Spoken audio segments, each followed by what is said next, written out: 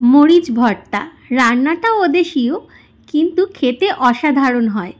একটু ঝালঝাল হয়, আর শীতের দিনে বা বর্ষাকালে এই ধরনের মরিচ ভর্তা দিয়ে সাদা ভাত খেতে কিন্তু দারুণ লাগে।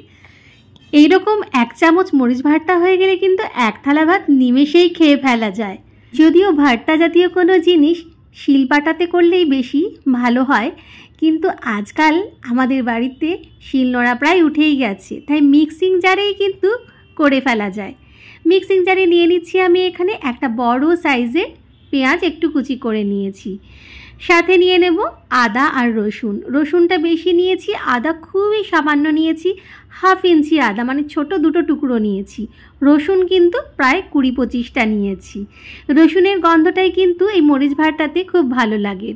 নিয়ে নিচ্ছি এবার, যেটা না হলেই রান্নাটা একদম হবে না, সেটা হলো শুকনো লঙ্কা। হ্যাঁ, শুকনো লঙ্কা দিয়েই মরিচ ভর্তা করা হয়, তবে শুকনো লঙ্কার বিচিগুলো কিন্তু আমি বার করে দিয়েছি। কিন্তু আজকাল যেহেতু এত শুকনো লঙ্কা খেলে শরীর একদম খারাপ হয়ে যাবে, তাই বিচিগুলো ফেলে দিয়ে একটুখানি খাওয়ার যোগ্য করে নিয়েছি। ব্যাস, এটাকে মিক্সিং জারেতে নিয়ে খুব ভালো করে একটা মিহি পেস্ট আমি কিন্তু তৈরি করে নিয়েছি। তৈরি করা হয়ে গেছে, এই যে দেখুন হয়ে গেছে। এইবারে এইটাকে আমি তেলেতে ভালো করে ভেজে নেব।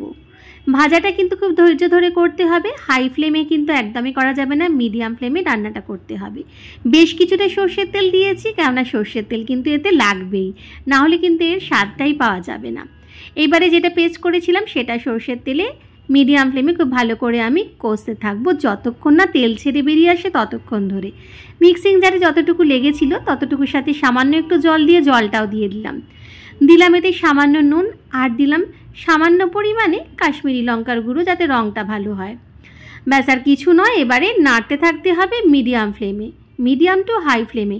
সবসময় কিন্তু হাই ফ্লেমে একেবারেই করা যাবে না, তাহলে একদম লেগে যাবে, যেটা খেতে কিন্তু একদমই ভালো হবে না।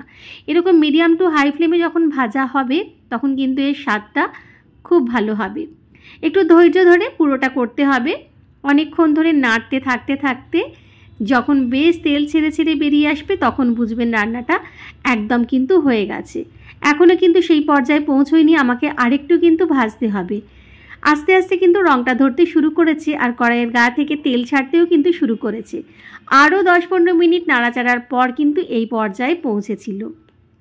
দেখুন, রঙটা দেখেই কিন্তু এখন বোঝা যাচ্ছে যে রান্নাটা হয়ে গেছে। এইবারে আমি তুলে নিয়ে নিচ্ছি ধোঁয়া ওঠা সাদা গরম ভাত, আর সাথে নিয়ে নিচ্ছি ঝাল ঝাল মরিচ ভর্তা।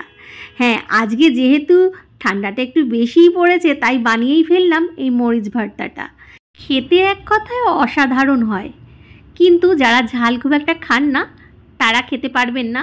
আর যদি তাদেরও খেতে ইচ্ছা করে তাহলে খুব অল্প শুকনো লঙ্কা দিয়ে রান্নাটা করে ফেলতে পারে। তবে আমি বলবো এটা অবশ্যই একবার খেয়ে দেখুন, এর স্বাদ অতুলনীয় হয়। ভালো লাগলে অবশ্যই বানাবেন।